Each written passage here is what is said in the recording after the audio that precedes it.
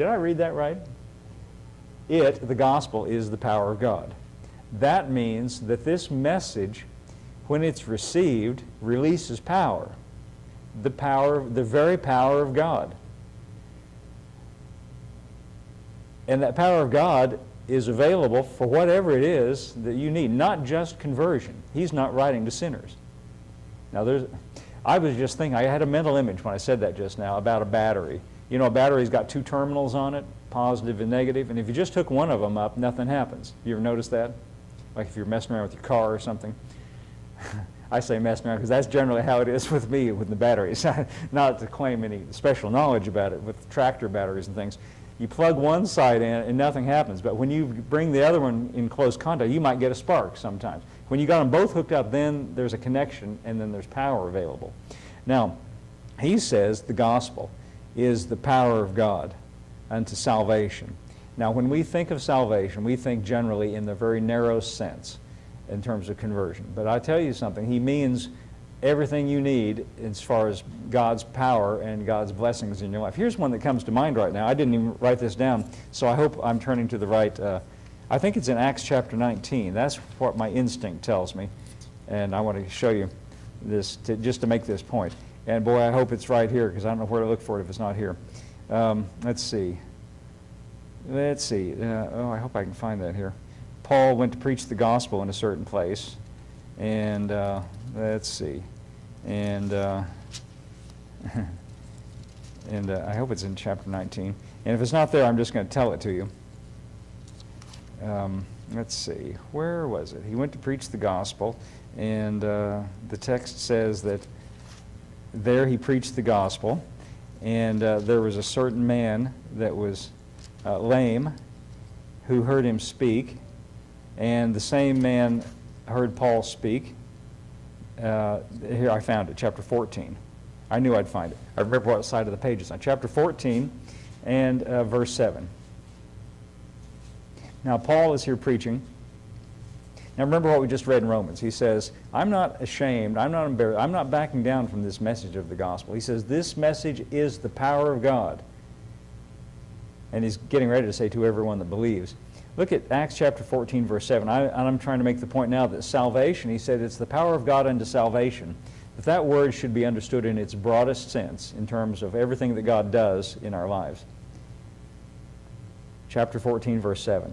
And there they preached the gospel. Now remember, that's the message that Paul is talking about. He said it's the power of God. Remember that?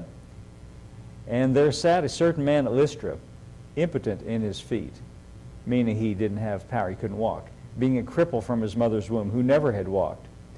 The same heard Paul speak. Now remember, Paul has a message. He calls it the gospel. It's a message about what's already been done. Remember, he said to the Romans, it is the power of God unto salvation.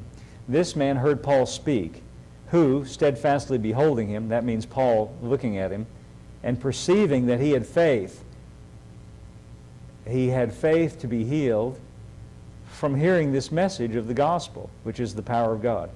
He saw this man, and he could tell by looking at him, he perceived that he was believing the message. And so he said with a loud voice, stand upright on thy feet. And he leaped and walked. And when the people saw what Paul had done, they lifted up their voice, saying in the speech of Lycaonia, the gods are come down unto us in the likeness of men. They were really impressed with this. Now Paul, all he did, you notice Paul didn't wave a magic wand. He didn't say anything other than stand up. He didn't even pray for him. That's an odd thing, isn't it? This man simply believed the gospel, which is the power of God for salvation. Now in this case, the salvation that he needed wasn't necessarily conversion, but he had a physical problem. And I'm making the point that when Paul says the gospel is the power of God, that he means it's the power of God for whatever the need might be. And here in this story we can see a good illustration. It just says he preached the gospel and a man heard it and believed it.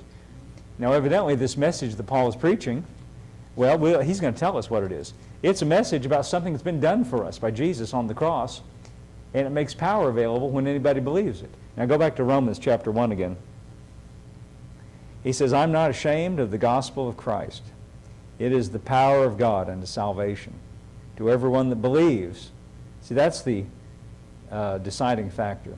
That's what was the deciding factor for this man. He believed it. He heard it and he embraced it and believed it.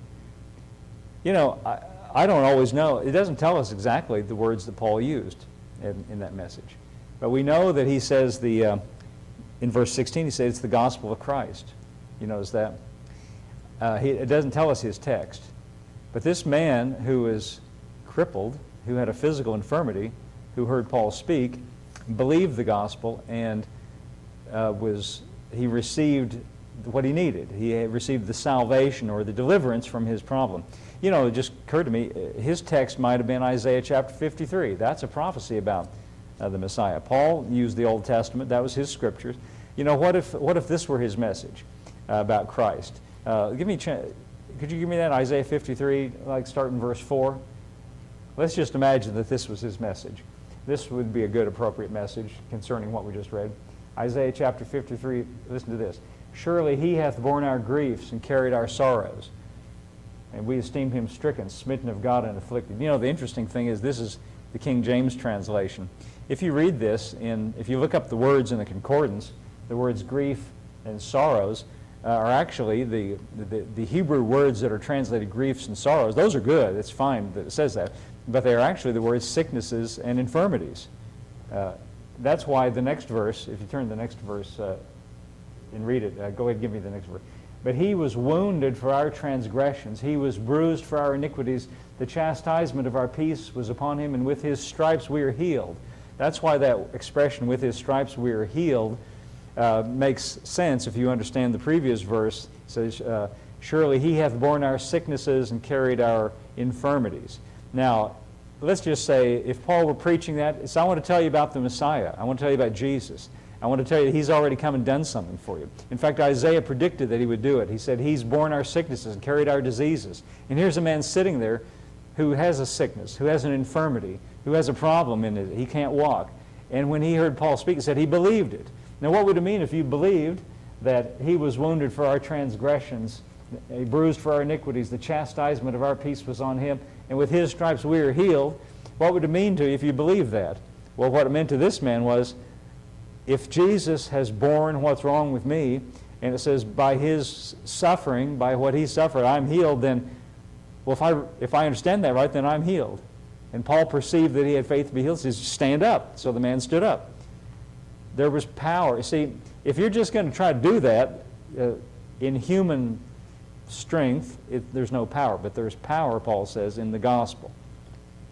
Romans chapter 1 again. He says, I'm not ashamed of the gospel of Christ. It is the power. It is the power of God unto salvation to everyone that believes. Now, to the Jew first and also to the Greek. The reason he says those words were because he used those words. The reason is because the Jews, the nation of Israel, were the old covenant people of God. They were, as we might say, first in line. First in line.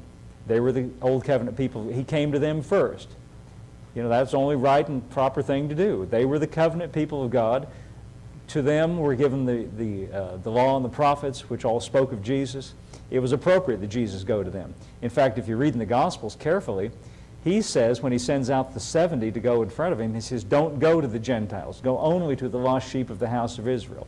When the Gentile woman whose daughter was troubled with an evil spirit came to him, he said, I'm sent only to the lost sheep of the house of Israel. I can't take the children's bread and cast it to the dogs. Kind of a rough thing he said to her. And some people think, well, he's just using reverse psychology. No, he was just telling the truth. He says, I'm here for these people. That's what it says, to the Jew first. But as you know, and here's what the woman said, yes, but the crumbs that fall from the children's table, the dogs can eat those. Meaning they are rejecting you, but I'll receive you. And he says, for this saying, go your way, your daughter is healed. She believed who he was, whereas the nation of Israel was not believing.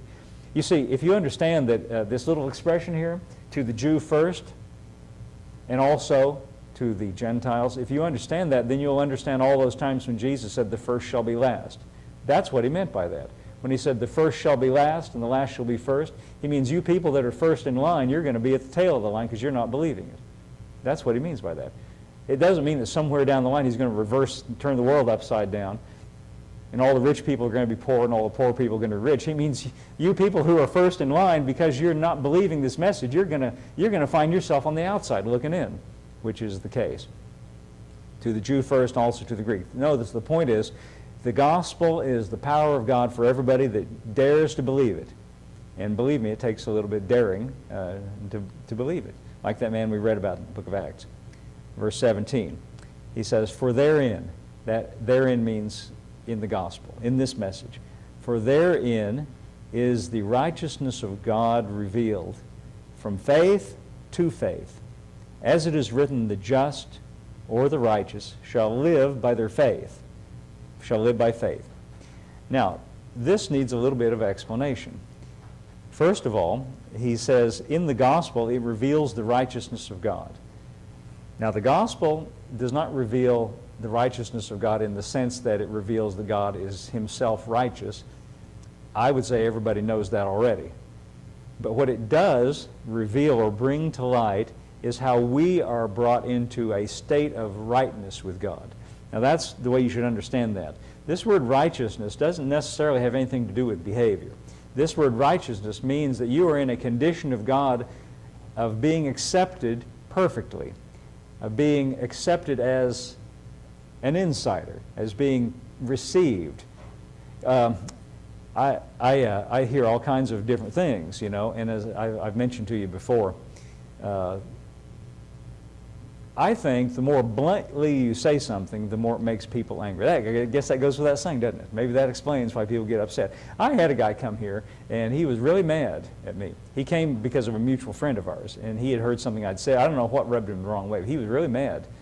Telling this, I almost can't believe that it can be true. And we sat in that little room in there that the children use for the video games with the glass in there because there's couches there. And he wanted to talk me out of it, you know. And he wanted to come and argue me out of it.